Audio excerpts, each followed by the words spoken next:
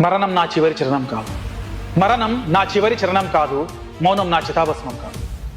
మనోహర ఆకాశంలో విలిపించే చంద్రబింబం నా శురుకణం కాదు. నిర్విరామంగా నిత్య నూతనంగా కాలమంచున చిగురించే నెత్తటి ఊహం నేను. కలల ఉపరితలం మీద కదలాడే కాంతి పుంజం. కన్నీళ్లకి కర్తవ్యాన్ని నిర్దేశించే దిక్సూచిని నేను. అగ్నిపద్యం నేను, దగ్ధ గీతం నేను, అక్షరక్షమని నేను.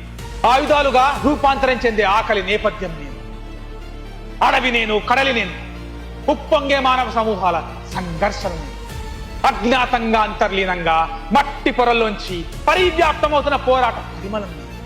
శుష్కించిన పల్లె నుంచి, శిథిలమైన బతుకు నుంచి, స్థూలమైన చూపు నుంచి, పరాధీనమవుతున్న స్వేదం నుంచి ఆవిర్భవించిన మంటల జెండాల జాతర నేను. మందు పాతర నేను.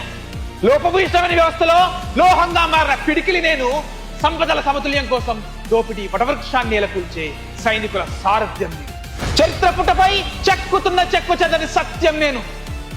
హింసకు ప్రతిహింస నేను. హిట్లర్లు, హిరణ్యకశిపుల ధ్వంసం నేను. ఈ దీర్ఘకాలిక యుద్ధ వ్యూహంలో పీడితుడే నా అస్త్రం, అన్వస్త్రం. శత్రువే నా పాదధూళి.